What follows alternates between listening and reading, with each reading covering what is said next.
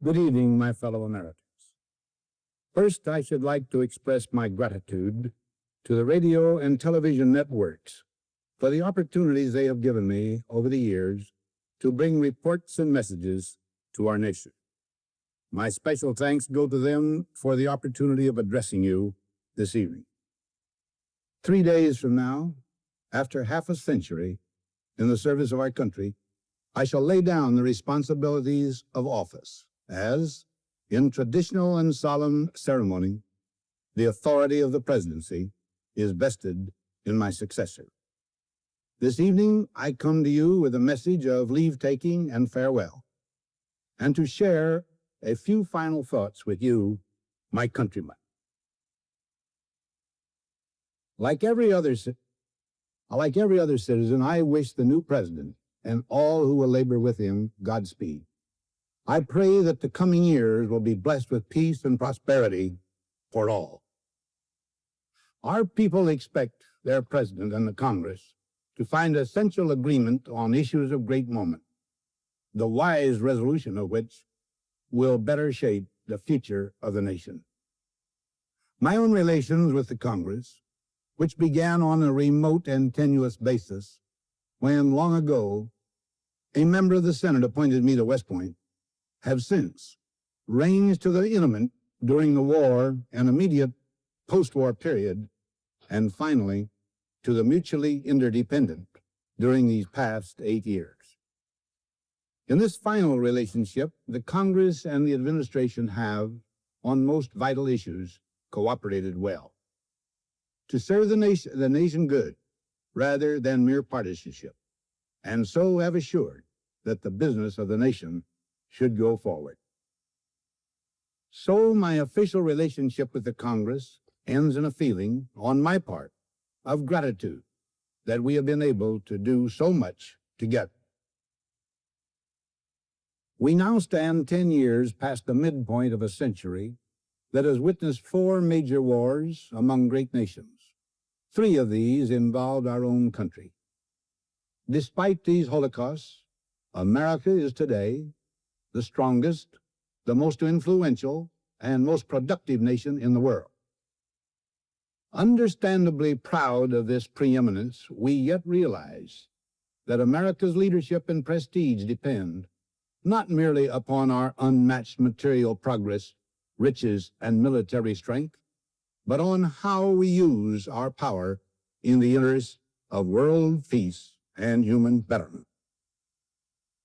Throughout America's adventure in free government, our basic purposes have been to keep the peace, to foster progress in human achievement, and to enhance liberty, dignity, and integrity among peoples and among nations.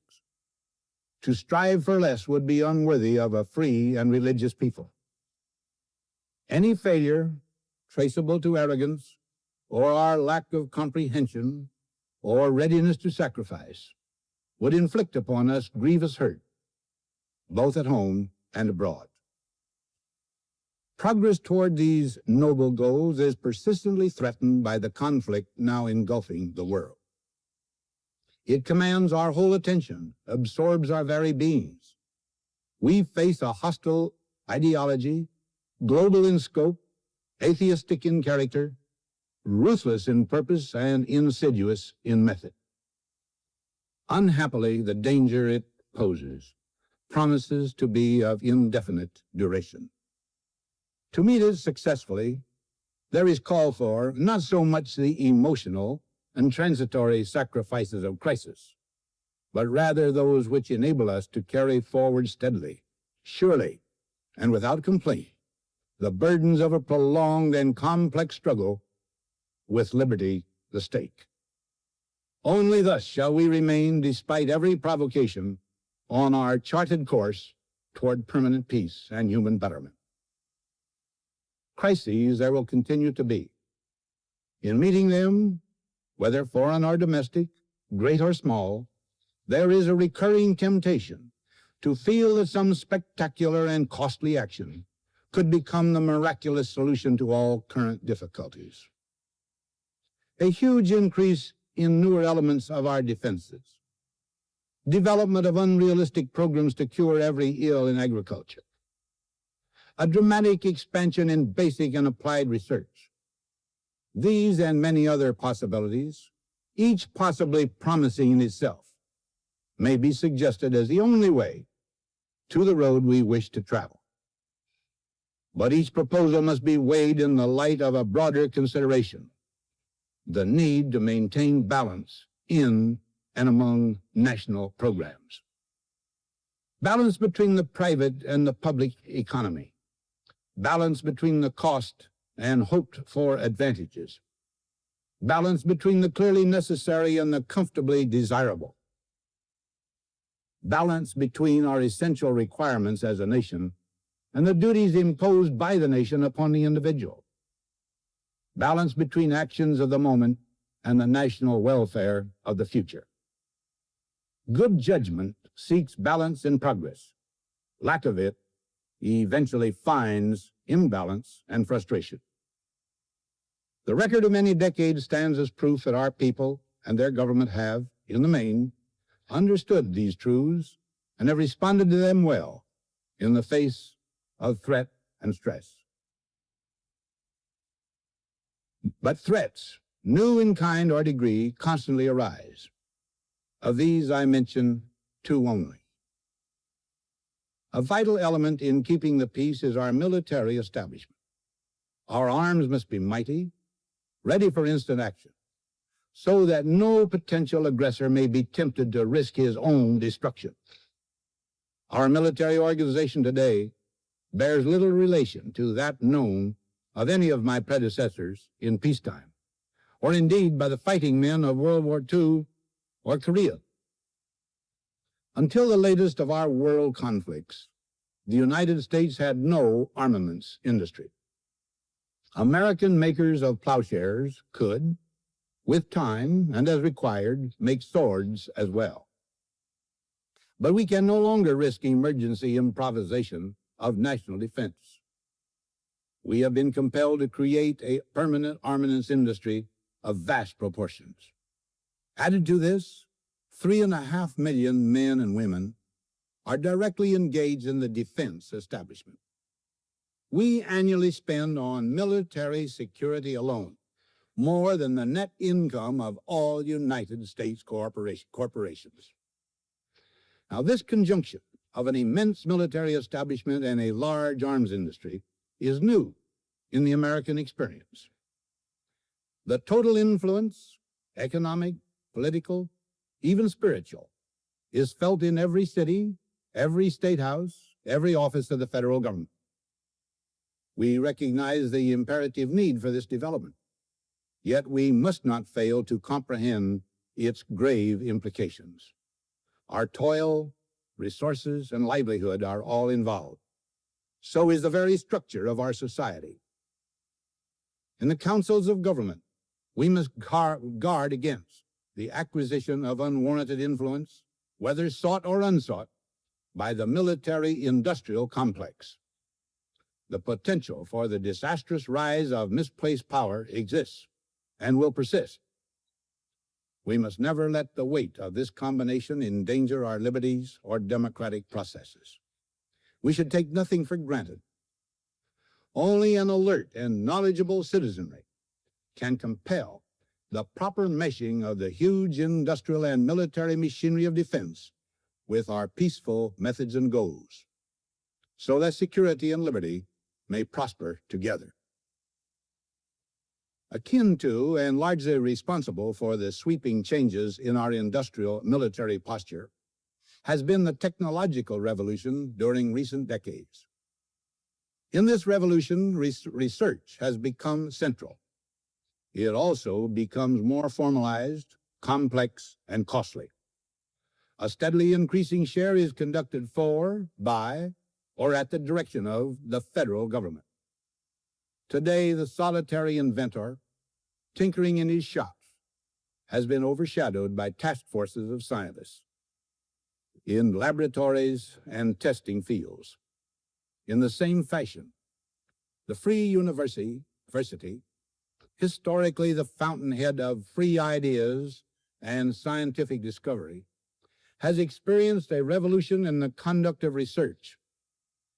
Partly because of the huge costs involved, a government contract becomes virtually a substitute for intellectual curiosity. For every old blackboard, there are now hundreds of new electronic computers. The prospect of domination of the nation's scholars by federal employment, project allocations, and the power of money is ever present and is gravely to be regarded.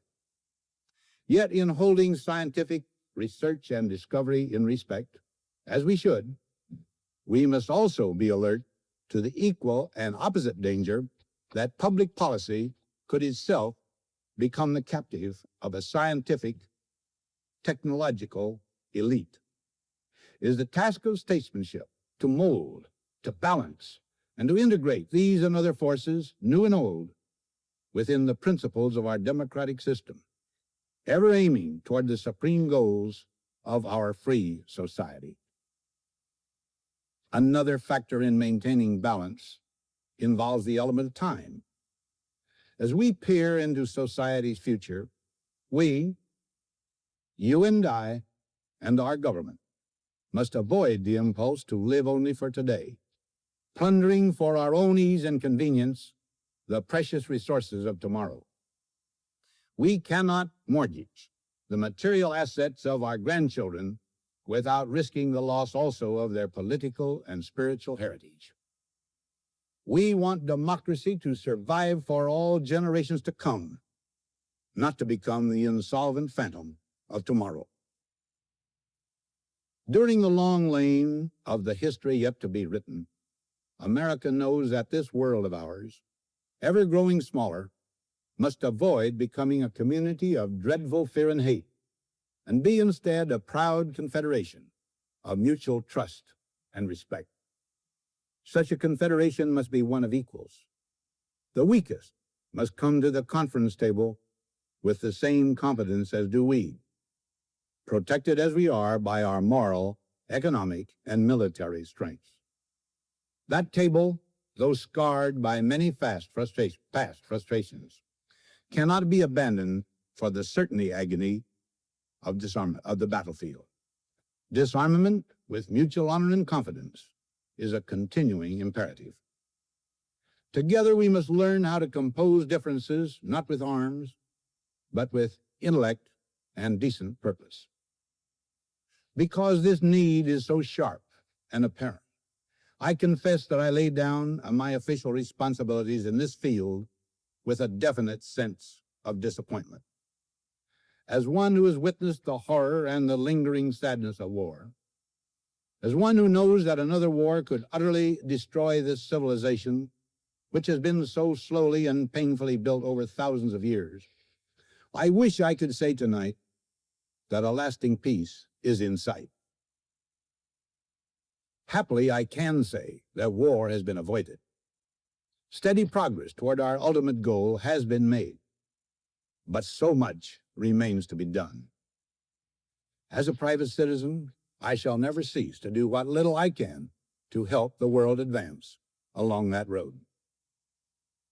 So in this, my last good night to you as your president, I thank you for the many opportunities you have given me for public service in war and in peace.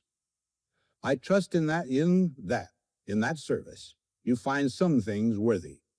As for the rest of it, I know you will find ways to improve performance in the future.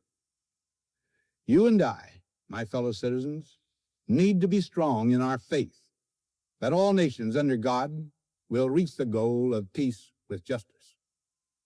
May we be ever unswerving in devotion to principle, confident but humble with power, diligent in pursuit of the nation's great goals.